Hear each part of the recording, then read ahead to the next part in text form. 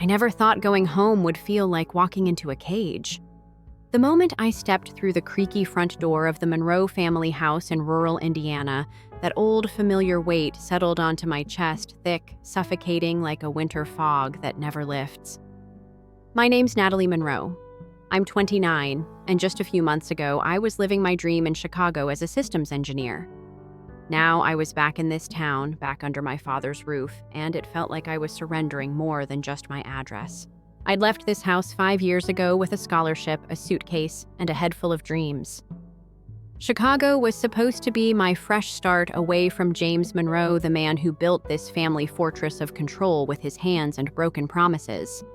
My dad, a former military man with an iron fist and a faith that justified his rule, had a simple rule: you give your paycheck to the family until you're married, or you move out. No exceptions. It wasn't just money, it was obedience disguised as tradition. The hallway smelled of stale coffee and musty wood shadows clinging to the peeling wallpaper like secrets. I dropped my bags with a soft thud and caught my reflection in the cracked mirror, a woman who had fought tooth and nail for independence, now standing like a prisoner in her own skin. I swallowed hard, feeling the echo of my mother's absence, the quiet that followed her leaving 5 years ago. That's when it hit me. I wasn't just fighting my father anymore. I was fighting a legacy of control masked as love. Dinner was the usual family honor night, a ritual James enforced like a general marshalling troops. The table was set with cheap china, and the scent of overcooked green beans filled the air, one of the few things unchanged in this house. Dad sat at the head, his eyes sharp beneath a furrowed brow, scanning each of us like we were numbers on a ledger. Jenna, my estranged twin sister, glanced sideways but said nothing. Miles, the baby brother, looked down at his plate, trying not to meet my gaze. "Payday is Friday," Natalie Dad said without looking up from his plate. "You know the compact. I expect the transfer by Saturday morning." His voice was calm but edged with iron. No exceptions. I felt the familiar burn of anger rise, but I kept my tone steady. "Dad, I'm managing my own finances now. I signed no such contract." He slammed his fist on the table, rattling the cutlery.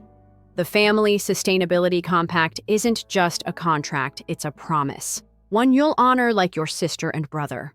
Jenna's eyes flicked to me, then away. Miles shifted uncomfortably.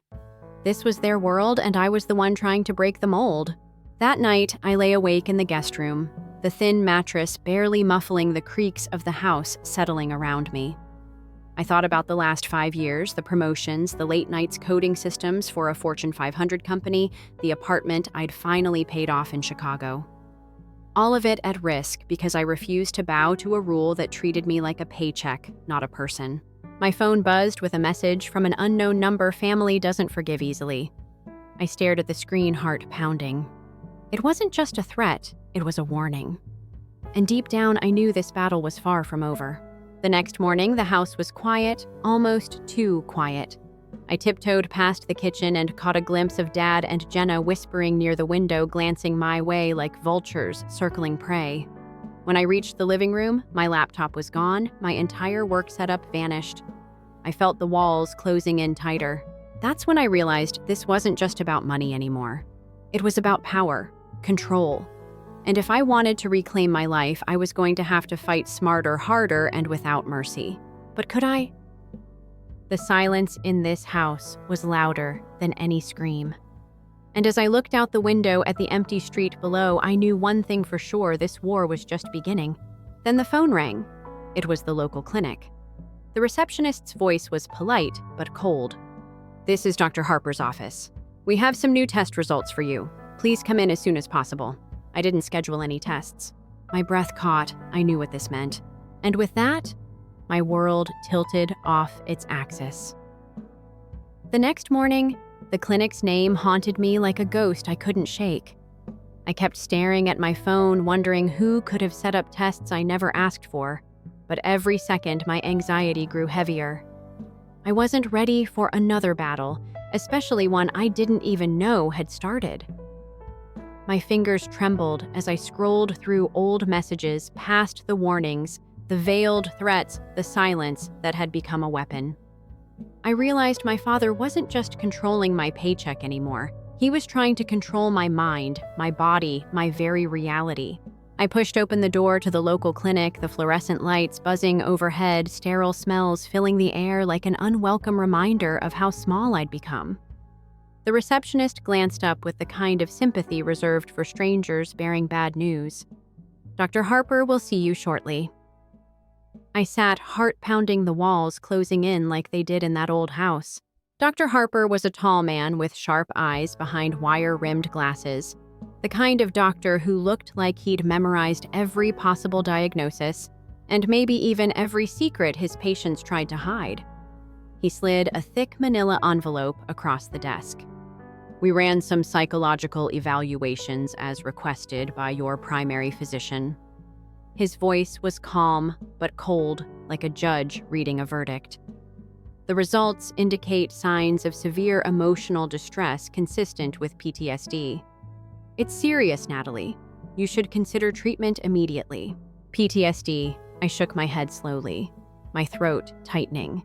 "I didn't ask for these tests," I said, voice barely above a whisper. "Who did?" He hesitated, then admitted, "A Dr. Reeves submitted the request on your behalf.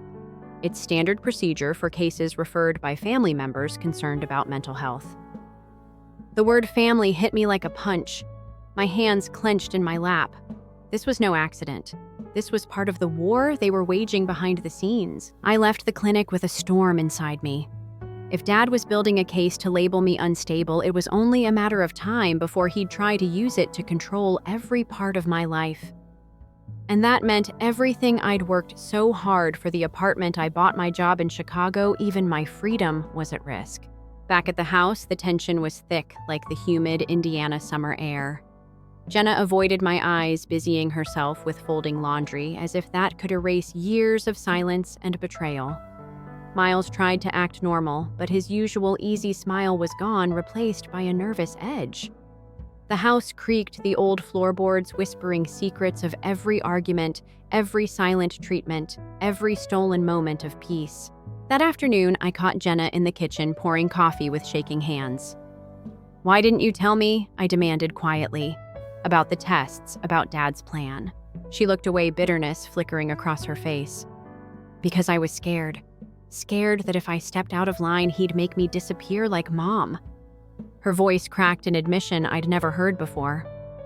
Jenna, my twin, had once been the rebel, the one who left to find a life beyond these walls. But the past had a way of dragging even the strongest back into its shadows. That night, Dad called a family meeting. The dining room, with its stained oak table and faded wallpaper, felt more like a courtroom.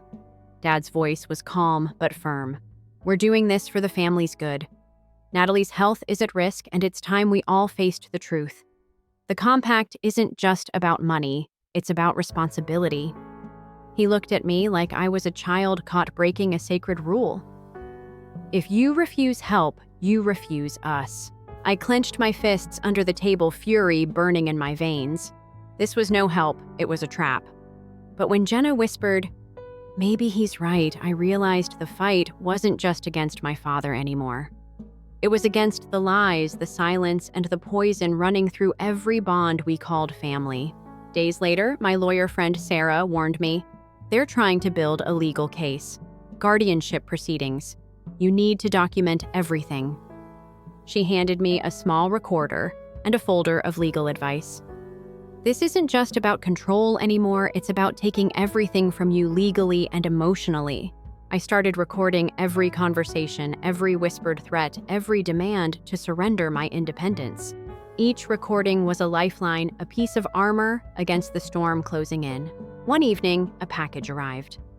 Inside were torn family photos, smiling faces from birthdays and holidays, shredded like the trust between us. At the bottom was a note written in thick black ink, "You'll regret this." My heart pounded. This was no longer just a family fight, it was a campaign, a war, and I was the target. I locked the door behind me, fingers trembling as I set up a cheap security camera. If they wanted a war, I'd give them one they couldn't win. But as I stared at the flickering screen, the grainy image of the empty porch, I couldn't shake the feeling that this was only the beginning.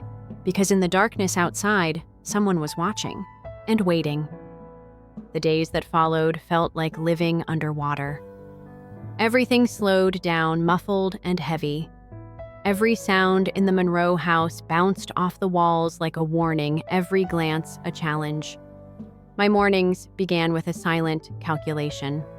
How many minutes until Dad's piercing stare found me? How long until Jenna's eyes darted away, ashamed or scared, or maybe both? Miles kept his distance, caught somewhere between loyalty and doubt. At work, I was different, focused, guarded. I wore the armor of professionalism, but beneath it, a war was raging. I'd never felt more alone. Then came the call that cracked everything wide open, my company's HR department. "Natalie, we need to talk about a family friend who's been contacting us." The voice said, low and cautious. "There are concerns about your mental health." My heart slammed against my ribs. This wasn't just harassment, it was an attack on everything I'd built. I found out later that James had called spinning stories about breakdowns, missed deadlines, even accusations of financial recklessness. I wasn't shocked, just furious. How dare he weaponize lies to try and control me from the outside? That night, I sat alone in my room, the glow from my laptop casting long shadows across the walls. I replayed every moment, every secret meeting, every whispered conversation. The weight of betrayal pressed down, but amid the despair, a flicker of defiance sparked. I wasn't going to let them win. With the recorder tucked in my bag and legal advice fresh in my mind, I started to fight back, documenting everything. Every call, every message, every visit from family members claiming concern, but dripping with manipulation. And then Jenna came to me, the sister I thought had turned her back forever. "There's something you need to see," she whispered one evening, handing me a manila envelope thick with documents. Inside were emails, legal notices, even recordings of phone calls where Dad talked about me like I wasn't there. Plans to use a conservatorship to take control of my life. Tears blurred my vision. The betrayal cut deeper than any words could. But Jenna wasn't done. "I'm sorry for running away," she said quietly. "But I want to help now. We can do this together." We formed a fragile alliance bound by shared pain and the burning need for freedom. Days turned into nights as we mapped out a plan, legal teams, therapist statements, character witnesses. We dug into the past, uncovering a secret, even darker, a family trust fund supposedly for Mom's medical care, but instead drained and manipulated by Dad for his own gain. That discovery changed everything. The battle wasn't just for my independence, it was to reclaim what had been stolen from all of us. One late night, as I reviewed documents under the cold light of my desk lamp, the security camera beeped. On the screen, two figures moved stealthily near the porch, hooded gloves on trying to tamper with the lock. My breath caught. I called the police immediately, heart-pounding fingers shaking. When officers arrived, they reviewed the footage with grim faces. The men were caught on camera, my cousin and brother, the very family members who should have stood by me. They were warned, but I knew this was far from over. As the night deepened, a chilling realization settled over me. My fight for freedom wasn't just a family quarrel. It was a war with every weapon at their disposal. And somewhere in the shadows, they were waiting for me to slip. But I wouldn't. Not now. Not ever. Because this time I wasn't alone. And this time I was ready to take them all on. Then just as I was about to close my laptop, a new message appeared on my phone from an unknown number. 4 simple words flashed on the screen. "We're watching you." My pulse quickened. The fight had escalated. And the next move was mine. The tension inside me was a tightrope stretched thin over an abyss. Every time my phone buzzed, my breath hitched. Was it another threat? Another twisted family member trying to break me down? The line between home and prison blurred. The Monroe house, once a place of childhood memories, now felt like a battleground where every glance was a loaded gun.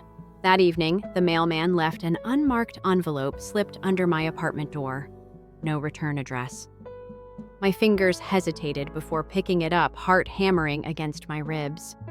Inside were shredded photos, birthday parties, graduations, vacations, memories torn apart as if my family wanted to erase the past itself. At the bottom, a note in thick black ink. "You will regret this." I sank onto the worn-out couch, the note burning a hole in my palm. The message wasn't just a threat, it was a declaration of war. If they thought I would fold, they were wrong. They didn't know me yet. Over the next few days, I doubled down on my defenses. I installed security cameras at every entrance connected to an app that sent alerts straight to my phone. Each beep was a reminder I wasn't safe, but I was ready. I told the building manager about the harassment, and he agreed to keep a close watch, promising to report any suspicious activity immediately.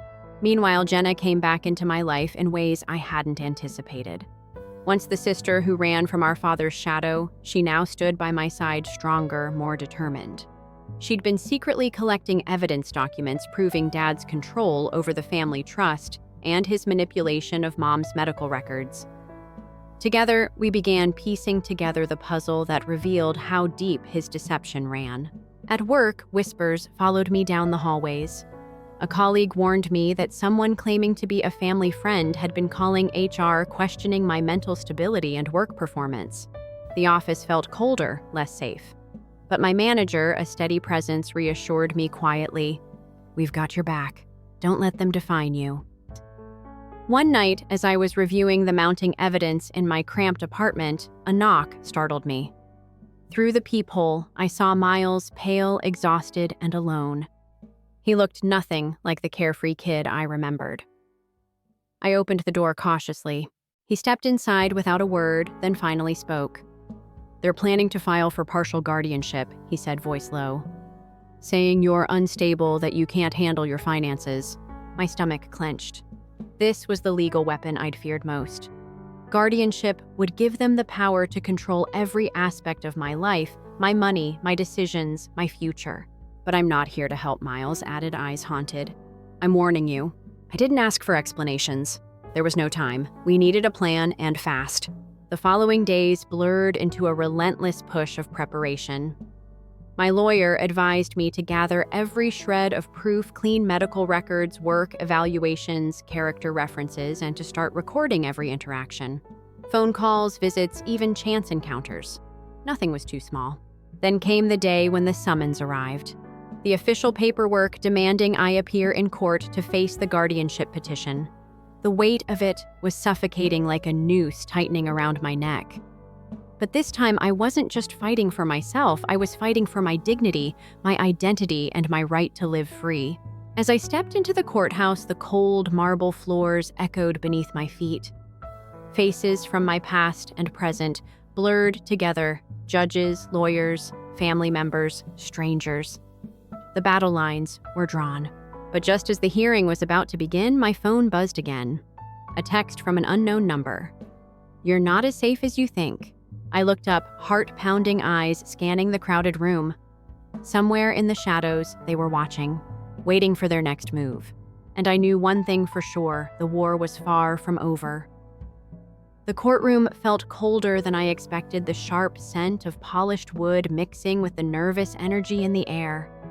As I sat there, clutching the thick folder of evidence, I could hear the faint murmur of voices, whispers of doubt, accusations masked as concern.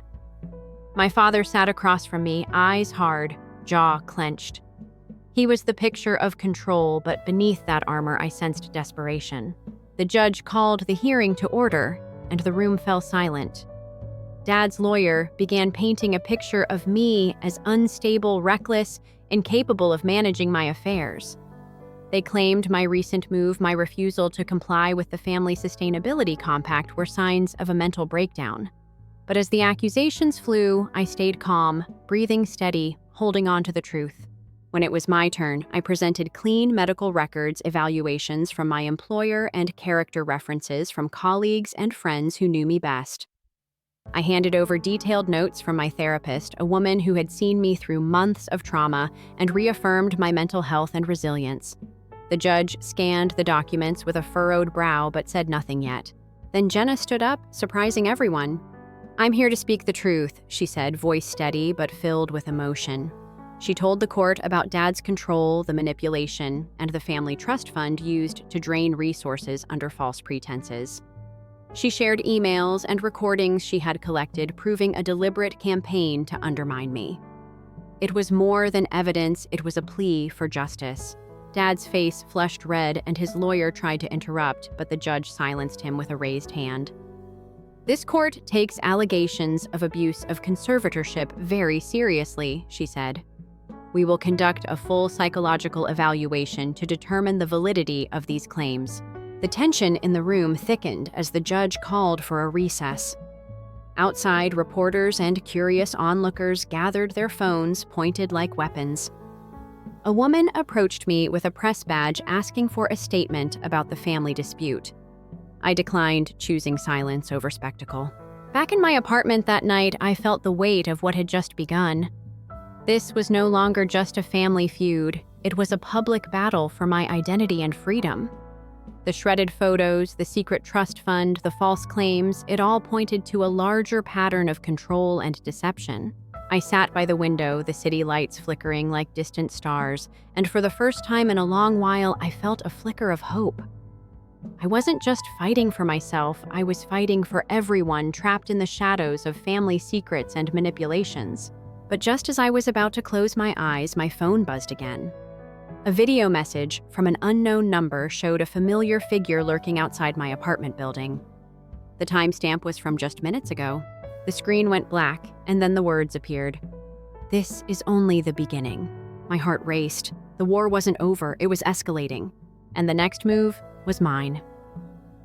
The weeks that followed were a blur of legal meetings, therapy sessions, and sleepless nights.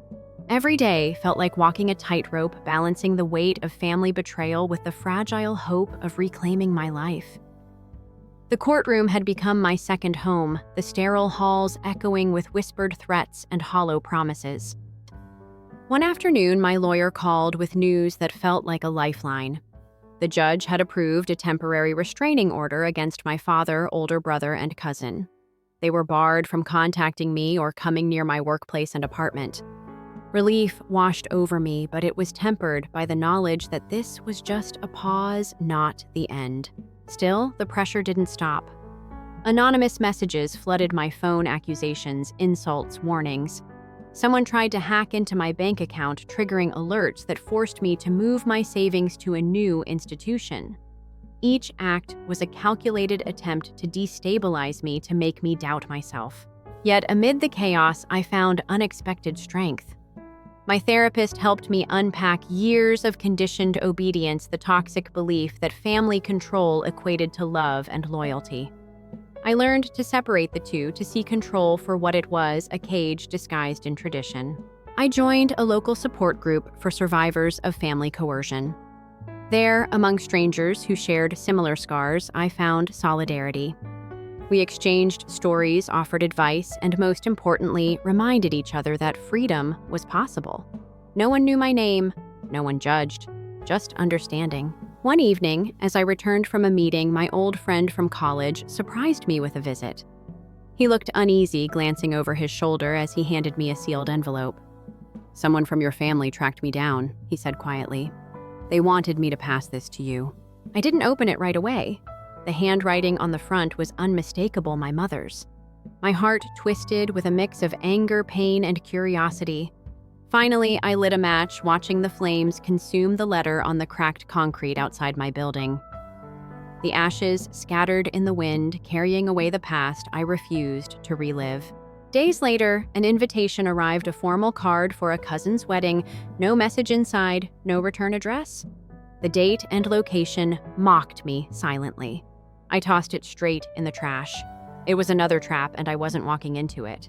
Then, unexpectedly, the court ruled in my favor. The guardianship petition was dismissed, labeled a malicious misuse of the legal system. The judge warned my family about future filings, threatening contempt charges. It was a victory, but one shadowed by the scars left behind. Just when I thought the storm was over, a knock echoed at my door late one night.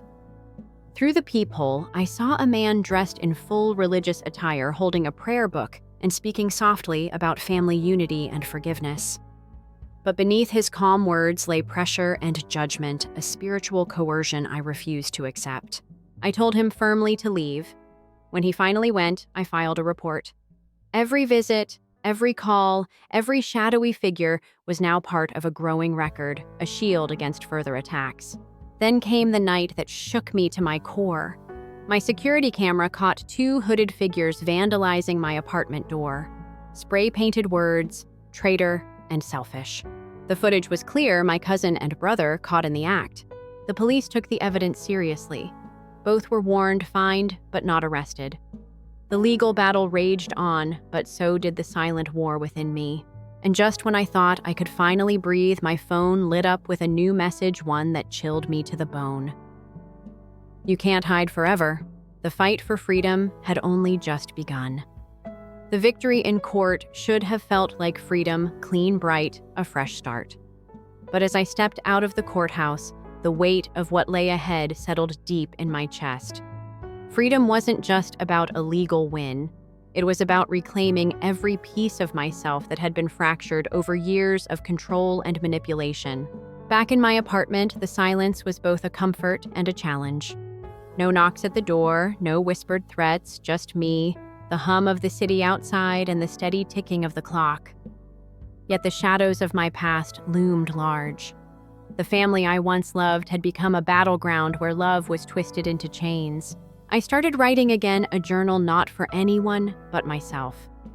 Words poured out raw and honest, mapping the journey from captivity to courage. I wanted to remember the pain without letting it define me. Each page was a step toward healing, a reclaiming of voice.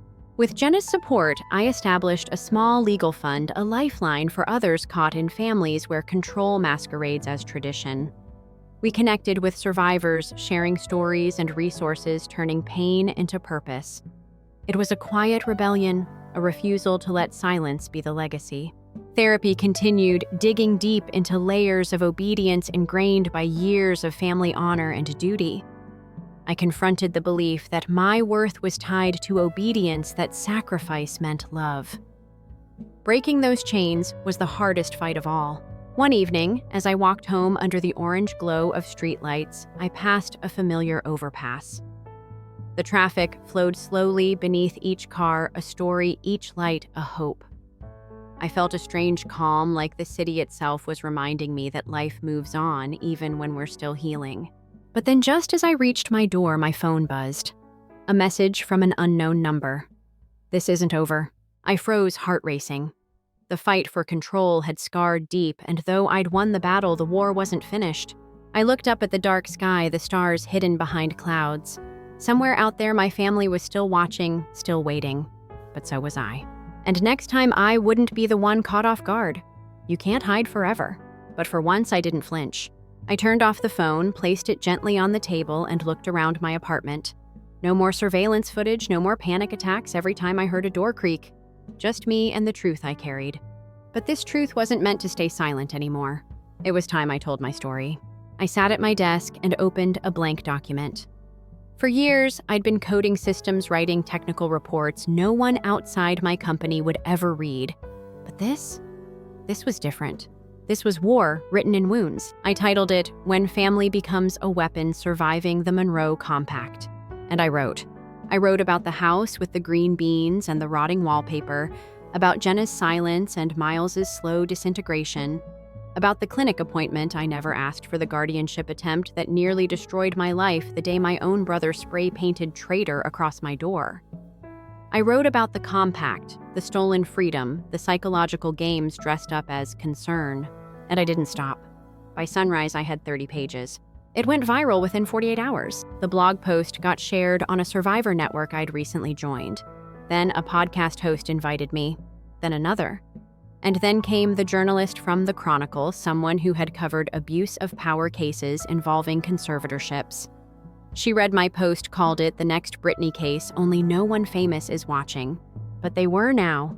Within a week, I was standing in front of a microphone at a women's rights panel, shaking but unyielding. My family tried to take my life away with signatures and fake diagnoses, I said. But silence is what they counted on. And I refuse to give it to them. The applause was thunderous. But it wasn't the noise that gave me power, it was the eyes. People saw me. People believed me. It would be naive to think they gave up easily. 2 weeks after my story broke, I was served with a defamation suit, my father accusing me of libelous slander, demanding damages for irreparable harm to his reputation and emotional distress. I laughed, not because it was funny, but because of the irony. The man who humiliated me for decades now cried foul because I spoke.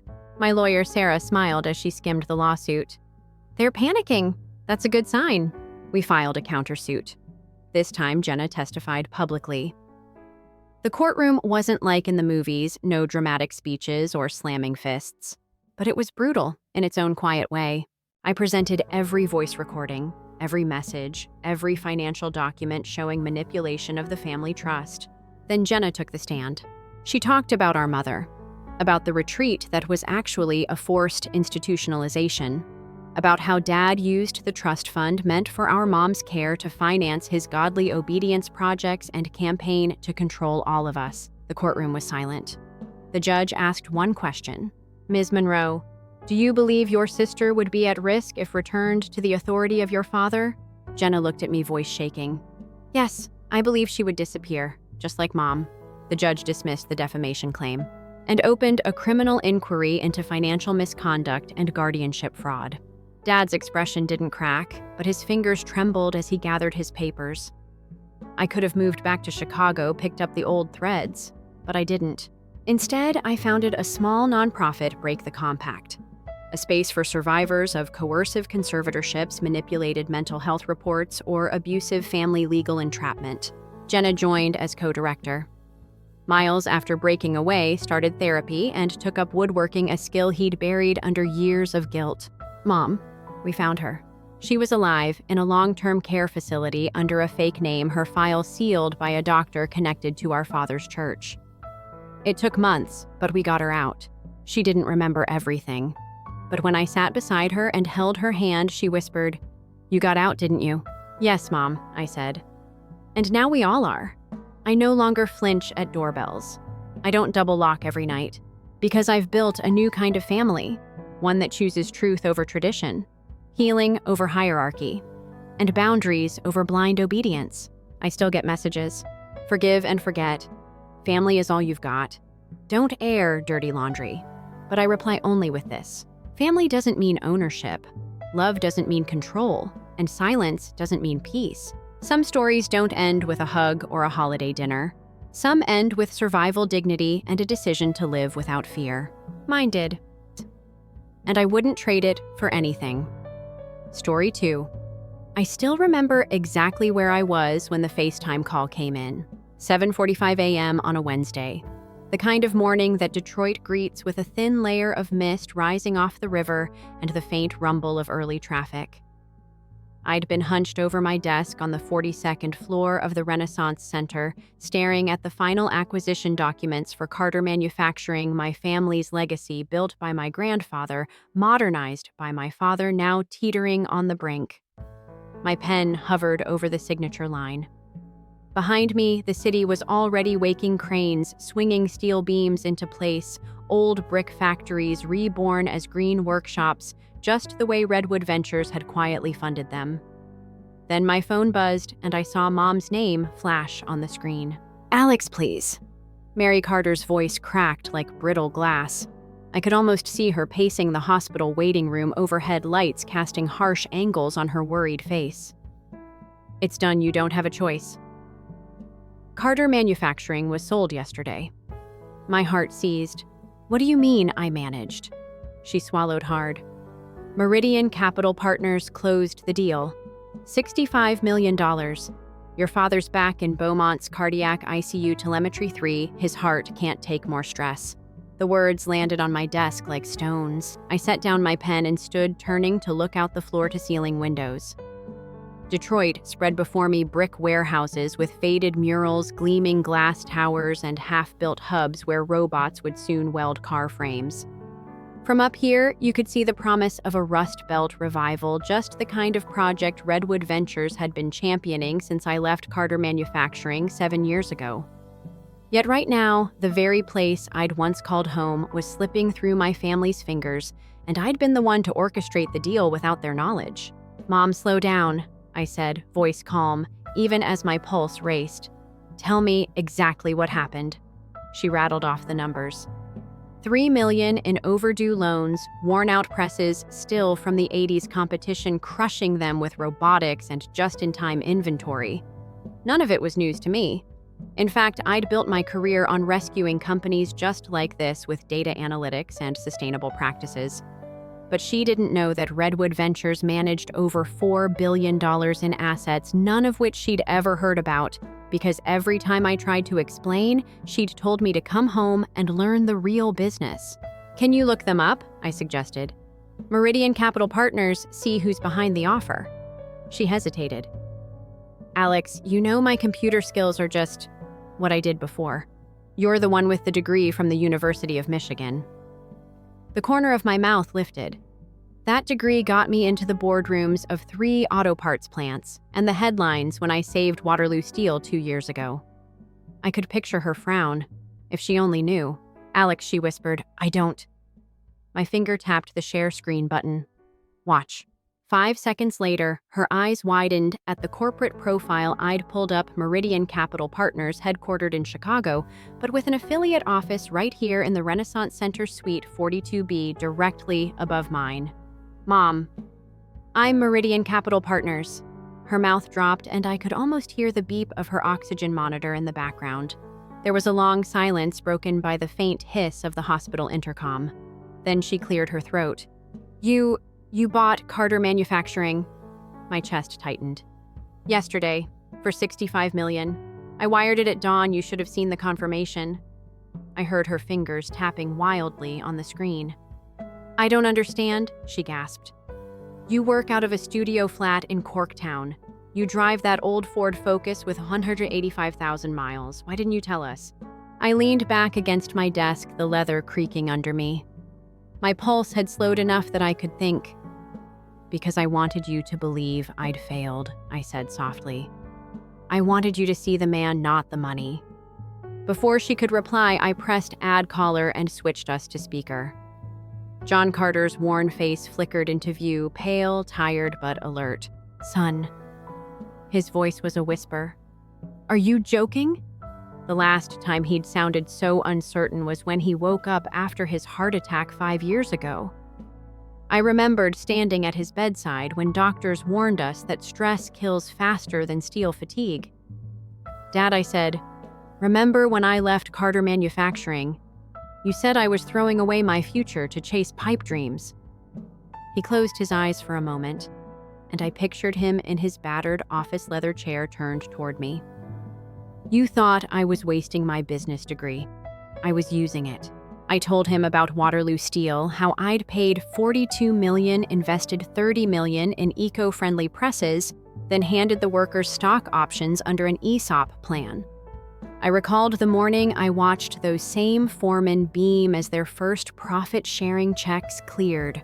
That was Redwood Ventures, I reminded him, watching his jaw tighten. 12 turnarounds like that, and now Carter Manufacturing is number 13. He opened his eyes slowly. How did you... His question hung between us.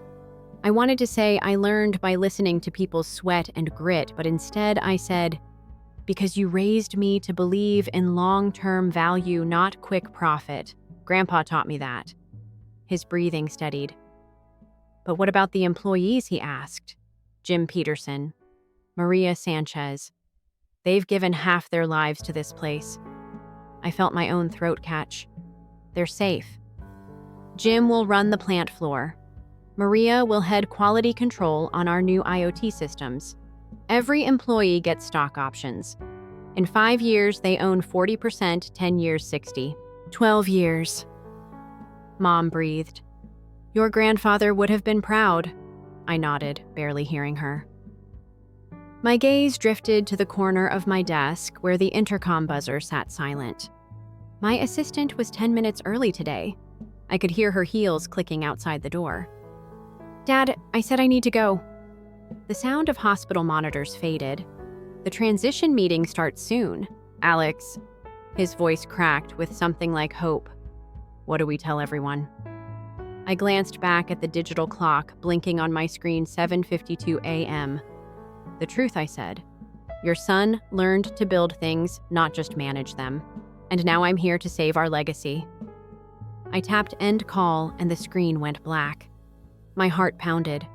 In that moment, I realized none of them, Mom, Dad, or the guys on the factory floor, knew the half of what I'd built.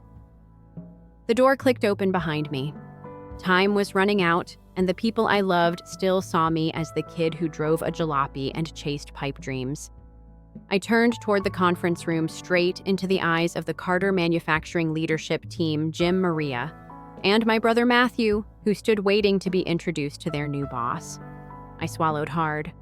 This was the moment everything changed, and I didn't know if they'd ever forgive me for hiding the truth.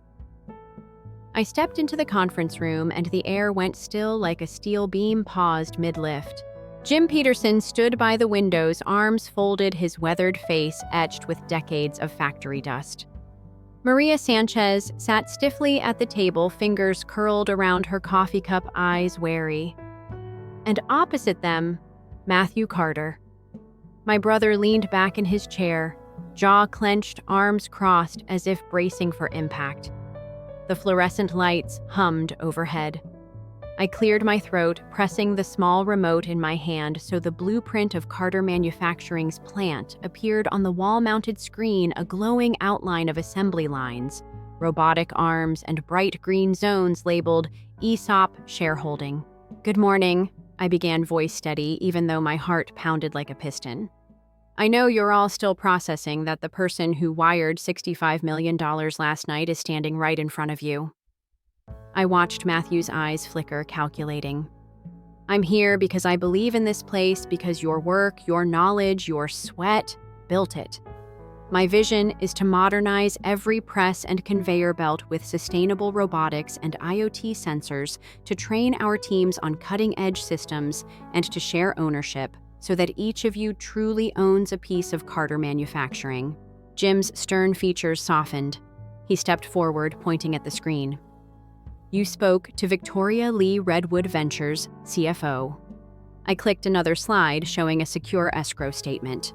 $20 million is in escrow today for equipment, $15 for facility upgrades, $10 for training, and 50% of company shares earmarked for employee distribution over the next decade. Maria's lips curved into a tentative smile as she traced the projected profit-sharing chart. She looked like she might actually breathe again. Then Matthew uncrossed his arms and leaned forward. "This is all well and good, Alex, but why didn't you tell us any of this before you left 7 years ago? Drove that ratty Ford Focus, wore ripped jeans to family dinners, and we thought you went nowhere." His tone was accusatory, but I caught a flicker of something else, hurt maybe, or envy. My chest tightened. I remembered the countless nights I stayed late in Michigan's labs, crunching data to optimize supply chains, dreaming of just this day. "I wanted you to see the man behind the money," I said quietly. "I wanted to prove that leaving wasn't failure. It was a different path to the same goal, building something that lasts." Matthew's eyes narrowed. "You embarrassed me in front of the board. You made Dad look weak, Mom hysterical. Now you expect us to just follow your lead?" His voice cracked. I felt a pang of guilt. He did bear the weight of running the family business these past 5 years. But I straightened, summoning every ounce of conviction. "I'm not asking for blind loyalty. I'm asking for partnership. You can lead operations, implement these changes, guide our consultants. Or you can step aside and let someone else take the helm. Either way, Carter Manufacturing will survive and thrive. But I need your choice." Silence thick as factory grime settled again. Then Maria stood, setting her coffee aside. "I'll work with the new systems," she said, voice firm but gentle. "I've dreamed of improving quality control for years, I just didn't know how." Jim nodded beside her. "Same here," he said. "If you're serious, I'm with you." Their support felt like warm sunlight on chilled steel. But I glanced at Matthew, pale lips pressed together. He pushed back his chair so abruptly it scraped the floor. "I can't do this," he spat. "I won't take orders from the kid who left home to chase pipe dreams." His chair hit the wall with a thud. "This is my father's company, not yours. And I won't be the fall guy when your shiny robots break down." He strode to the door without looking back, the doorknob rattling as he yanked it open. The conference table felt too long, the walls too close. As the door slammed, the echo rang through me. Maria's hand flew to her mouth. Jim propped himself against the table, relief and worry etched on his face. I took a slow breath, steadying the tremor in my voice. "I understand his anger," I said, forcing calm. "But this isn't about replacing family, it's about securing our future." I tapped the remote and the plant schematic zoomed in on a corner highlighted training center. "See here, this will be our new learning lab. We'll bring in specialists to work alongside our teams so nobody is left behind." Maria's eyes shone with a hopeful spark. Jim cracked a small smile. But the empty doorframe where Matthew had stood yawned like a threat. I could almost hear the gears turning in his head, loyalty versus progress, tradition versus innovation. My pulse thrummed as I realized the upgrades, the ESOP plan, the $4 billion track record, they all hinged on one person's willingness to embrace change. A soft chime sounded from my pocket. My assistant's reminder board votes in 30 minutes. My stomach clenched. The Carter family board was meeting to ratify this takeover, and without Matthew's vote, we might fail. The Renaissance Center's glass walls glittered behind me with morning sun on Detroit's riverfront. It struck me how fragile everything felt. A single misstep could send this legacy tumbling. I squared my shoulders, clicking off the slides. "If we're going to make history," I said, voice ringing with determination, "we need every hand on deck." My gaze swept the room. Maria's unwavering nod, Jim's steady presence, and the closed door where Matthew had fled. The hush that followed was charged, as though the blueprints themselves were holding their breath. I took one last breath and stepped toward the door, hand outstretched, but just before I reached it, the handle rattled from the other side. My heart leapt and I froze. The hinges creaked as it started to open, and in that moment, I realized saving Carter Manufacturing wouldn't just require money or robots. It would demand every ounce of trust I'd lost and every ounce of faith they still had in me. As the door swung wide, I braced for what or who stood behind it. Sunlight slanted through the warehouse skylights as I stepped onto the concrete floor, the scent of machine oil and warm metal filling my lungs.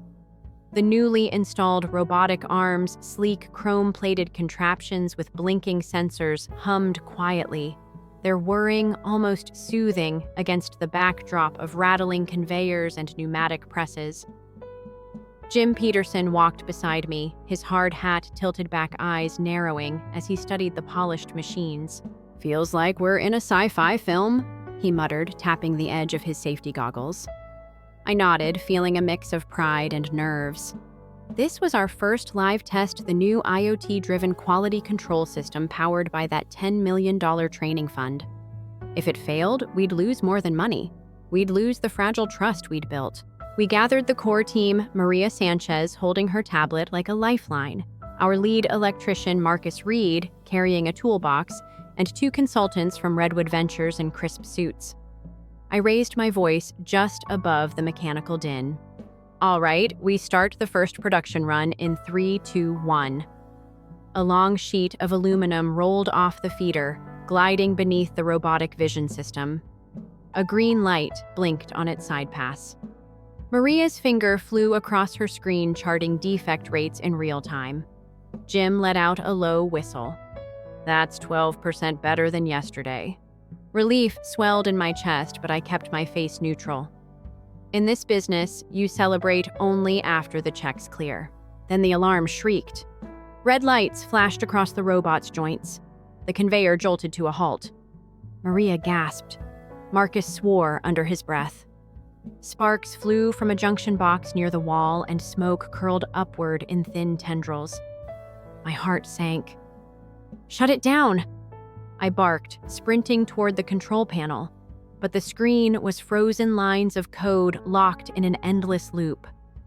The consultants shared worried glances. Jim's knuckles whitened on the emergency stop. Seconds stretched like hours until Marcus yanked open the panel and ripped out a fuse, plunging us into a heavy, almost reverent silence. Steam hissed as the pneumatic presses let go. I wiped sweat from my brow. Something was very wrong. "Marcus, what happened?" I demanded. He pointed at the scorched wiring.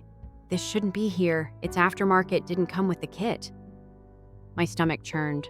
Sabotage was a dirty word in manufacturing, but that's exactly what it smelled like. Someone tampered with our infrastructure to make us look incompetent. My pulse thundered in my ears. If word got out, our board vote in 30 minutes would collapse like a house of cards, and Carter Manufacturing would revert to receivership faster than you could say bankruptcy. I took a steadying breath, scanning faces. Jim's gaze was fierce. He refused to let his life's work die today.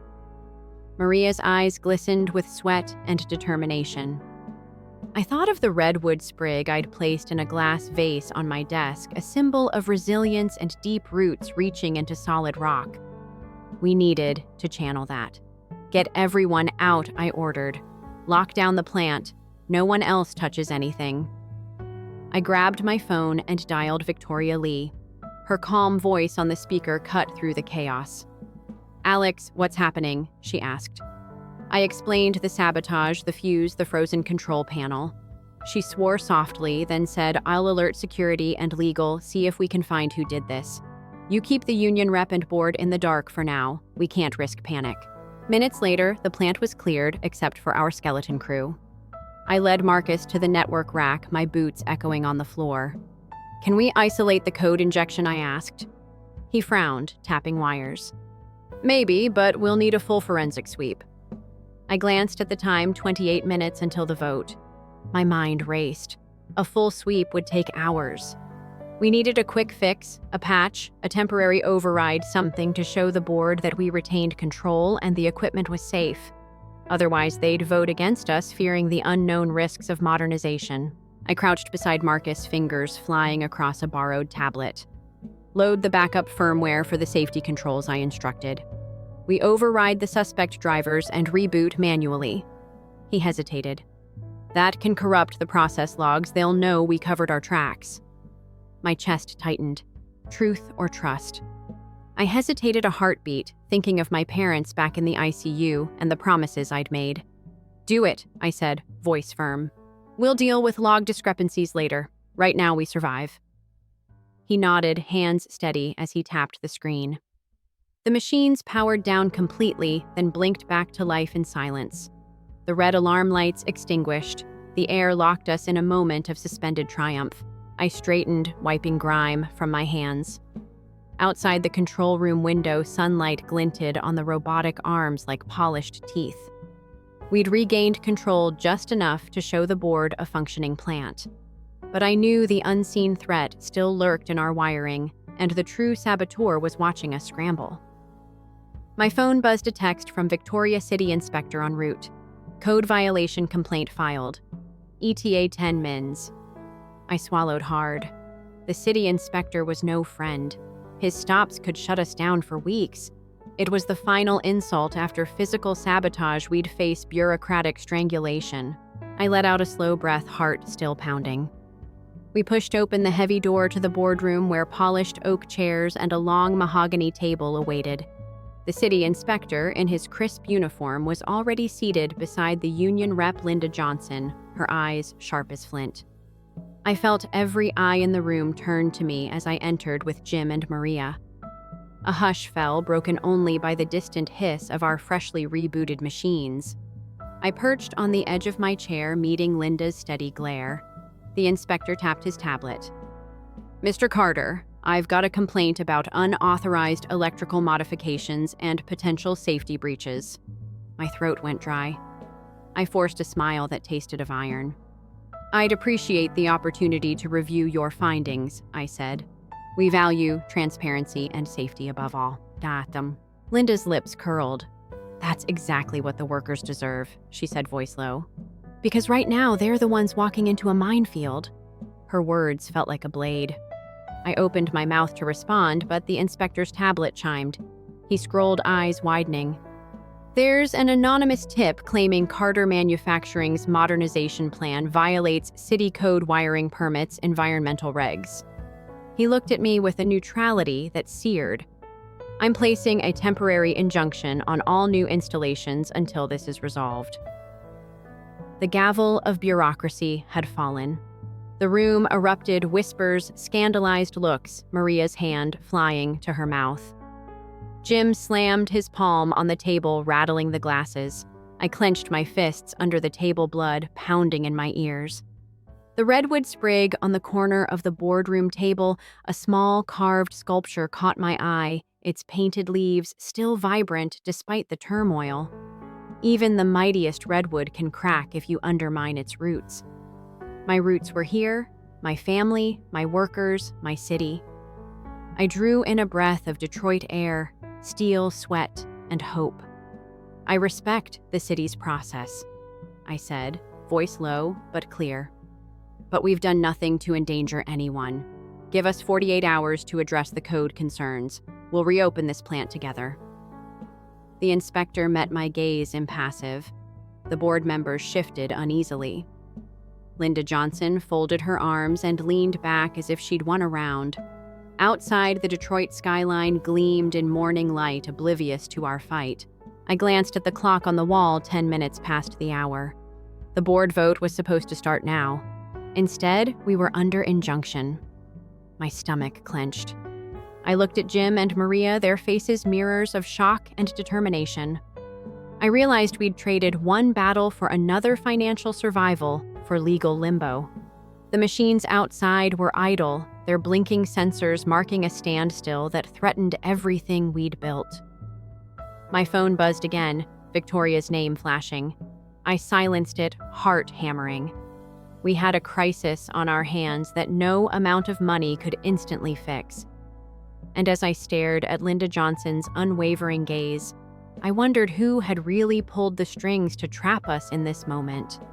The doors clicked shut behind me, and I knew the fight for Carter Manufacturing had only just begun, because our greatest adversary might not be the city or even our rivals, but someone who knew our deepest vulnerabilities.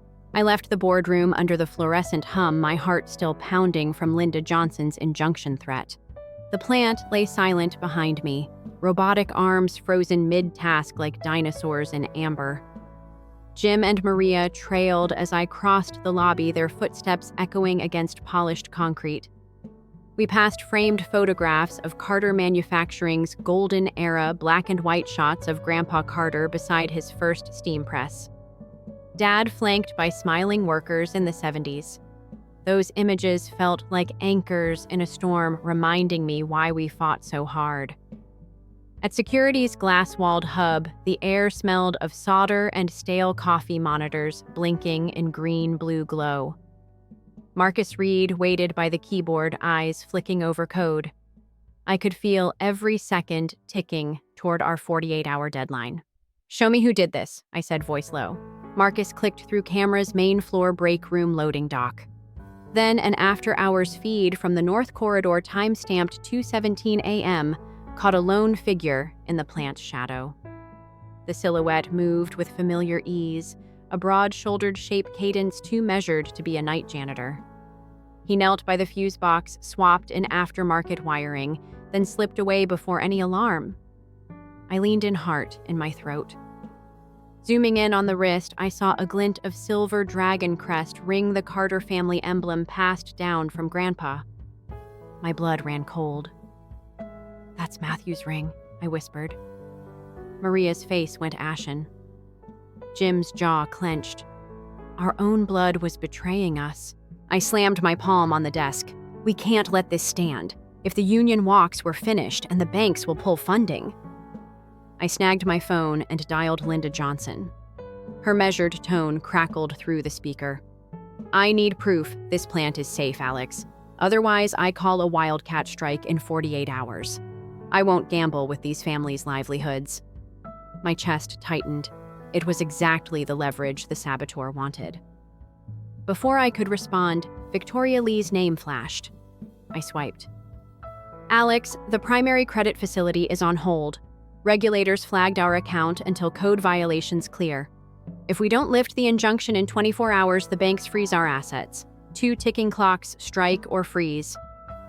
I swallowed and nodded to Marcus. Let's get to work. We raced to the plant floor boots, clattering down metal stairs, the vast hall empty but for our urgent footsteps. I jotted orders to reroute power rerun safety diagnostics, patch the suspect wiring. Every second, I felt Matthew's shadow looming an insider who knew every vault and vent. Sparks flew as Marcus rewired the control panel. Maria guided newly trained technicians through manual overrides. My phone buzzed again, a text from Kevin's old phone number. You can't save what's already lost. I stared at the message, fury and disbelief warring in me. But I couldn't indulge anger now. My family's legacy and 63 jobs depended on action. Hours later, I retreated to my office walls lined with blueprints and the carved redwood sprig from Grandpa's original shop. I cradled it, its grain worn smooth by generations of Carter hands, reminding me of deep roots that no sabotage could sever. I dialed Dad at Beaumont Hospital and left a message. It's Alex. We found who did this. We'll fix it. Just rest. His weak chuckle came through the beep. I always knew you'd come home for more than the drama. My chest clenched. I wished I could hear his voice steady me. I put the phone down and noticed the redwood carving's base was chipped, fresh gouges I hadn't seen before.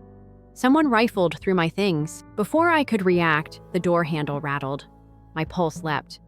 I set the carving on the desk like a talisman, steel teeth glinting in its grooves. The lights flickered, the hum of the Renaissance Center's power grid momentarily cutting out. In the hallway, I heard footsteps slow, deliberate. I pressed my shoulder against the door, heart hammering. The handle turned once, twice. I drew a steadying breath, every instinct screaming danger. When the door swung open, the corridor beyond was bathed in the red glow of emergency lights. A tall figure filled the frame grease on his collar, that unmistakable Carter family ring on his wrist. Matthew stood there, eyes cold and unyielding. He half smiled, holding the aftermarket fuse between us like evidence and weapon all at once. Thought you could outsmart me, Alex, he said, voice low, the emergency siren's pulse echoing behind him. The lights clicked off completely, plunging us into darkness. I raised my hand to meet him, and in that heartbeat, everything we'd built teetered on the brink. When the emergency lights flickered and the hallway emerged from darkness, I found myself staring at Matthew's hard, unblinking eyes. His greaves ring still glittered in the red glow, and the fuse he held between us looked more like a challenge than a piece of hardware. I swallowed, heart still hammering from the power cut and his betrayal. Why, Matt? I asked, voice low enough that only he could hear. He didn't answer. Instead, he stepped forward and dropped the fuse onto the floor, where it skittered against the concrete like a wounded insect. Overhead, the Renaissance Center's backup generators kicked in with a reluctant surge, bathing the corridor in harsh white light. I clenched my fists. The corridor was empty, except for the two of us, but every crack in the marble tiles felt like it might swallow me alive. Finally, he spoke. Because I'm the only one who cared about Dad's legacy. You left, you chased your little data dreams, and I stayed here scrubbing rust off the presses. His voice echoed against the sterile walls, a confession and an accusation entwined. I pressed my palm against the cool steel door leading back into the plant, trying to steady the tremor in my fingertips. You saved me the trouble, I said, forcing calm. Now tell me exactly what you did so we can fix it before Linda shuts us down for good. He hesitated, jaw working beneath stubble, then nodded and led me down a side stairwell I'd never noticed before. We passed rows of dormant presses and motionless robots, monuments to modernization gone silent, and reached a locked maintenance closet. Inside, aftermarket wiring snaked from one panel to another like a steel serpent. I swapped the control driver, he admitted. I wanted to prove you can't automate heart and soul. His words stung, but there was truth there. He believed technology would strip the plant of its humanity. As he spoke, I felt the weight of every employee at Carter Manufacturing: Jim Peterson, with his steady hands, Maria Sanchez, with her exacting standards, waiting on us to make this right. I crouched beside the snarled wiring and called up the override schematics on my phone, the screen's glow illuminating Matthew's conflicted face. "We'll run a manual override, isolate your swap, and revert to stock firmware," I explained, tapping commands with shaking confidence.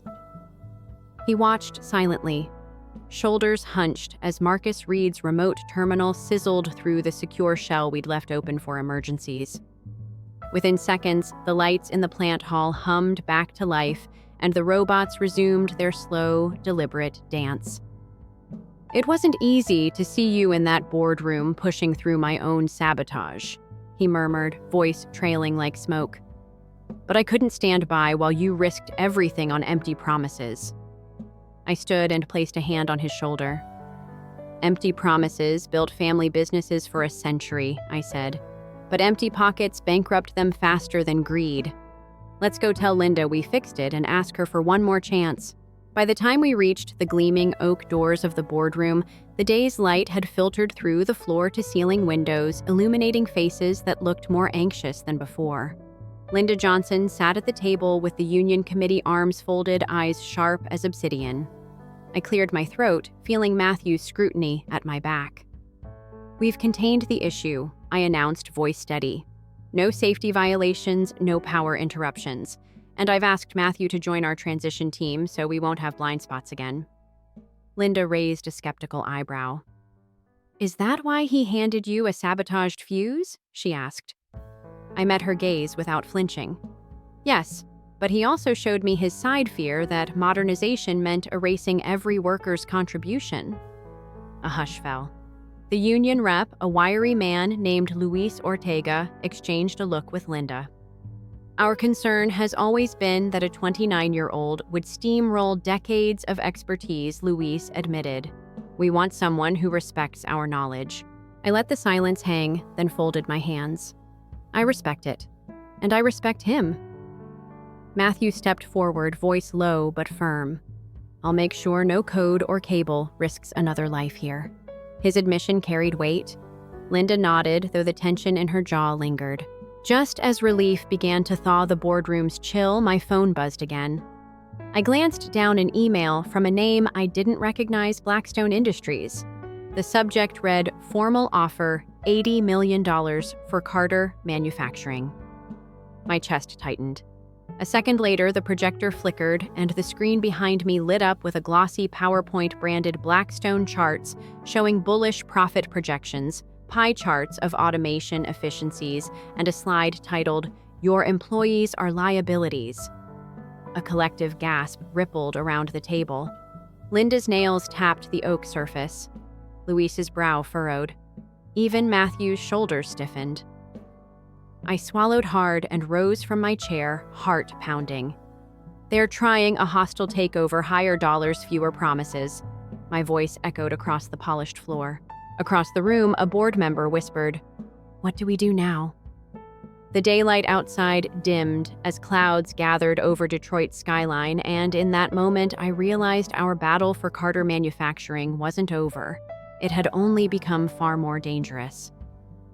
The room was dead silent except for the low hum of the projector still displaying Blackstone Industries' glossy proposal. I stood at the head of the table, my hands braced on the polished wood pulse pounding in my ears. Behind me, the PowerPoint slide glared like a threat. "Employees are liabilities." I turned slowly to face the board. "Let's be absolutely clear," I said, my voice low but cutting through the tension like steel through rust.